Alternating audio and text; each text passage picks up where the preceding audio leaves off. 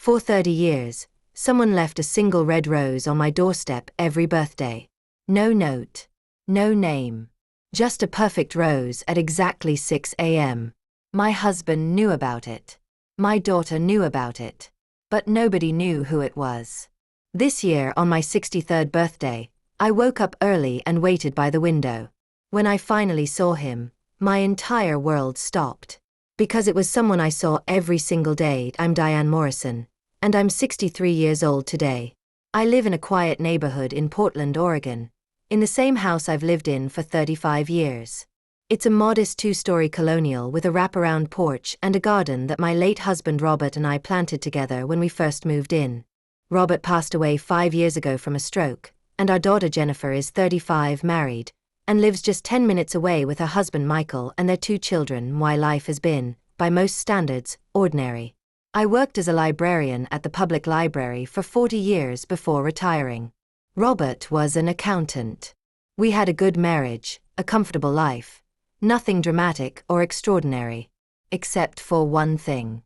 The roses. It started on my 33rd birthday, November 12th, 30 years ago. I woke up that morning around 7 a.m., like I always did, and when I opened the front door to get the newspaper, there it was. A single, perfect red rose lying across the doormat. No wrapping, no card, no explanation. Just a rose with the morning dew still on its petals. I brought it inside and showed it to Robert at breakfast. "Did you put this on the doorstep?" I asked. He looked at it, smiled, and shook his head. "Not me. But whoever did has good taste. It's beautiful. But who would leave a rose on our doorstep?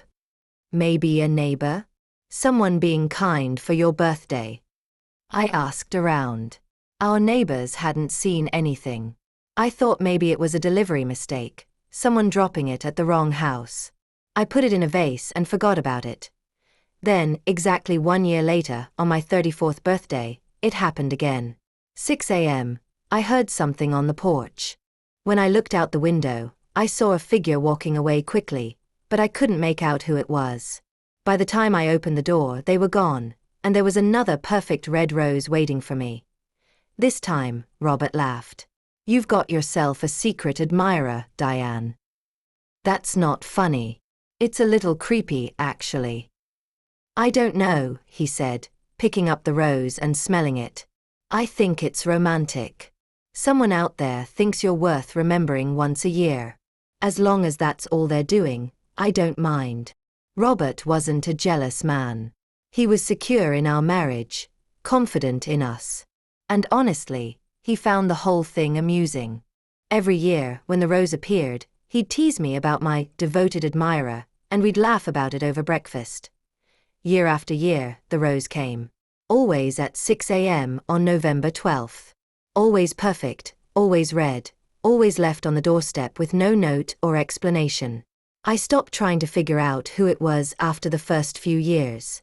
It became part of my birthday tradition, something mysterious and slightly magical that made me feel, I'll admit, a little bit special. Jennifer grew up knowing about the roses. When she was a little girl, she'd get so excited on my birthday. "Mommy, is the magic rose coming today?" she'd ask, bouncing around at dawn. As she got older, she became more suspicious. "Mom, this is weird. Someone's been stalking you for decades." But even she had to admit there was something sweet about it. When Robert died 5 years ago, I wondered if the roses would stop.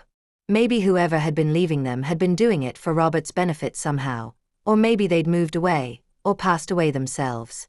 The grief of losing Robert was overwhelming. He'd been my partner for 38 years, and suddenly I was alone in our big house with just memories and silence. But on my 58th birthday, 6 months after Robert's funeral, the rose came. Right on schedule, 6 a.m. There it was on my doorstep. I picked it up with shaking hands and cried for an hour. Whoever was leaving these roses hadn't forgotten me, even though Robert was gone. Someone still remembered. 3 years ago, Jennifer got married. Her wedding was beautiful, held in a botanical garden on a perfect September afternoon. Her husband Michael is a wonderful man, kind and devoted to Jennifer, and I could see how happy they made each other. At the wedding, I met Michael's father, Thomas Clayton, for the first time. Thomas was 62 then, a widower. His wife had passed away 8 years earlier from cancer. He was tall, with grey hair and kind eyes, and he had this gentle way of speaking that immediately put people at ease. During the reception, we ended up sitting at the same table, and we talked for hours about books, gardening, our kids, life.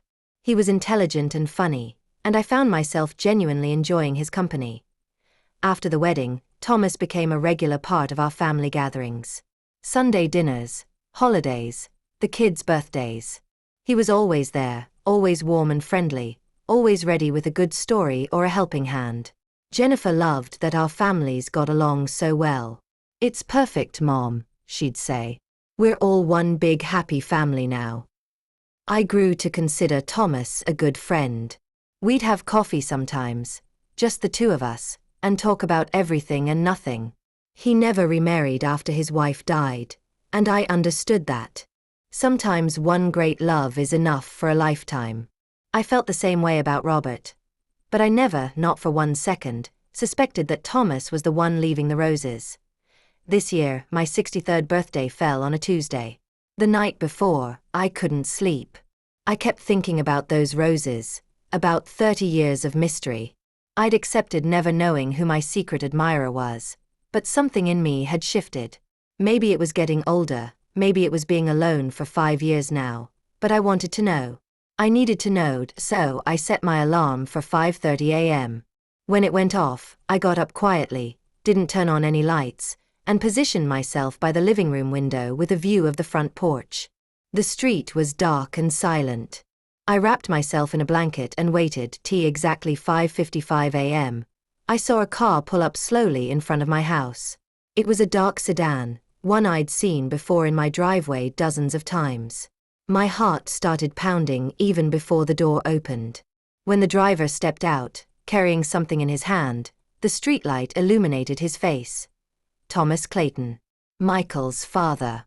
The man who'd become like family to me. I watched, frozen, as he walked carefully up to my porch.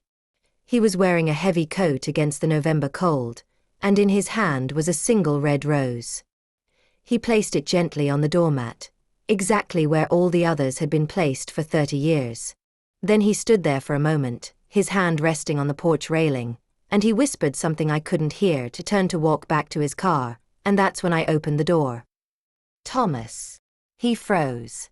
Completely froze. Slowly he turned around, and when our eyes met, I saw something in his face I'd never seen before. Fear. Shame. But also relief. Like a man who'd been carrying a heavy burden for decades and was finally about to put it down. "Diane." His voice was barely above a whisper. "I'm sorry. I didn't mean for you to. I should have stopped years ago." "How long?" I asked, even though I already knew. "How long have you been doing this?" 30 years today. He looked down at the rose on the doormat. "Since the day I first saw you."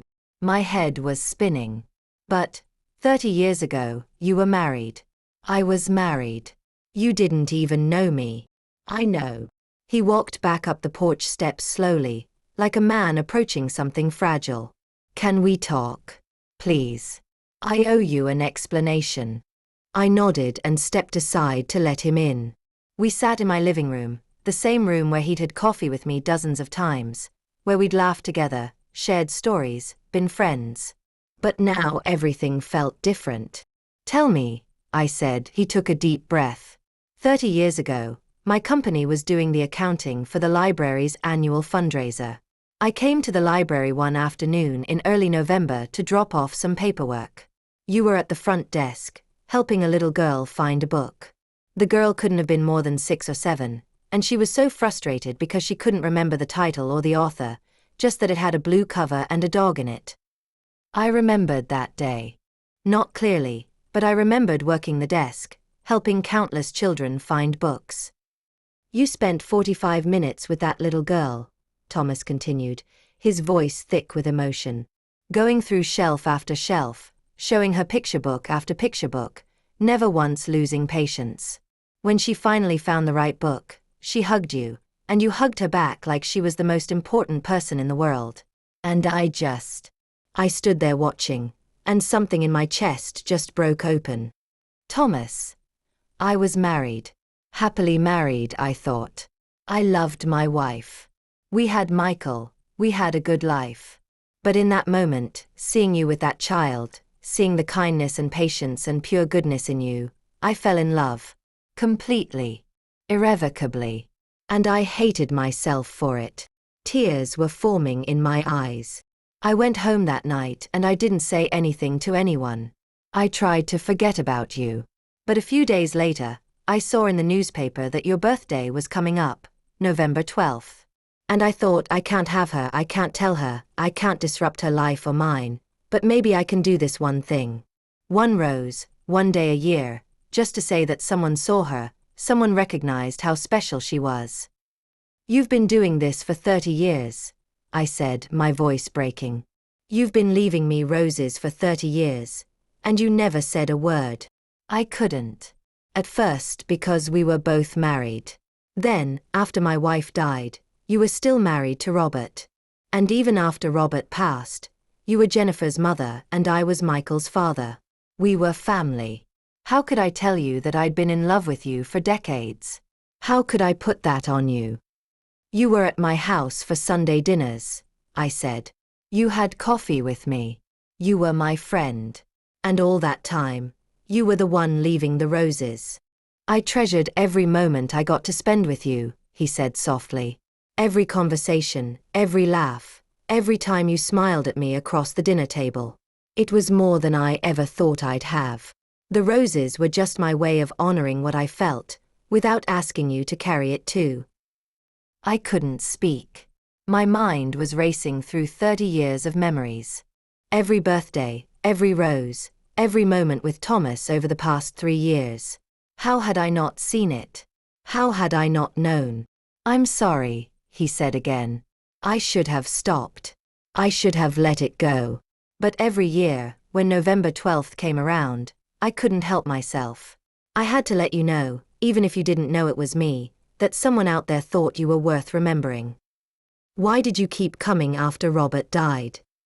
I asked. Why not just stop? Because you were grieving, he said simply.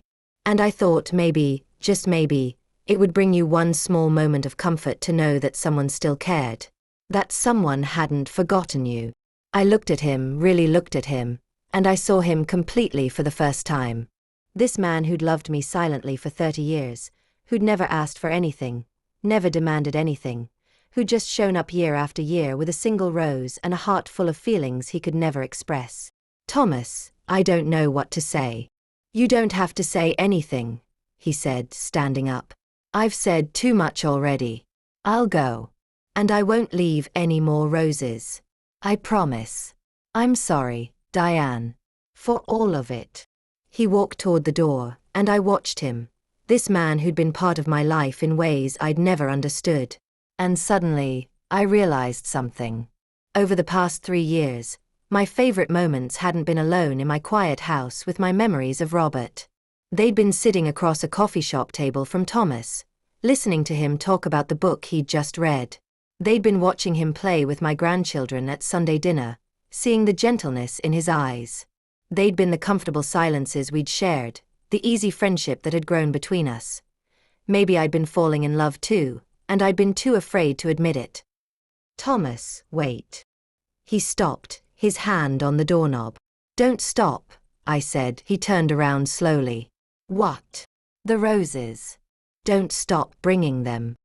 He stared at me, hope and confusion warring in his expression. Diane, I don't understand. 30 years is a long time to love someone from a distance, I said, walking toward him. Maybe it's time to try something closer. His eyes filled with tears. Are you sure? Diane, I don't want you to feel obligated or... I'm not, I said. I'm 63 years old today, and for the first time in 5 years, I'm not alone on my birthday. The man who's been remembering me for 30 years is standing in my living room, and I think maybe I've been waiting for him all along, I just didn't know it. He reached out tentatively and took my hand. His hand was warm and steady, and it felt right. "Happy birthday, Diane," he whispered. "Thank you for the roses," I said. "All 30 of them." We stood there in my living room as the sun started to rise, two people who'd carried unspoken feelings for decades, finally giving themselves permission to feel them. Jennifer called later that morning to wish me happy birthday. "Did your mystery rose arrive?" she asked, like she did every year. "Yes," I said, smiling at Thomas, who was sitting across from me at the kitchen table, drinking coffee. "And I finally figured out who's been leaving them." "What? Mom, who?" "I'll tell you later," I said. "But sweetheart, I have a feeling this is going to be an interesting conversation for all of us." The roses didn't stop. But now, Thomas brings them in person, and he stays for breakfast. And every November 12th, I wake up grateful for the mystery that took 30 years to solve, and the love that was patient enough to wait.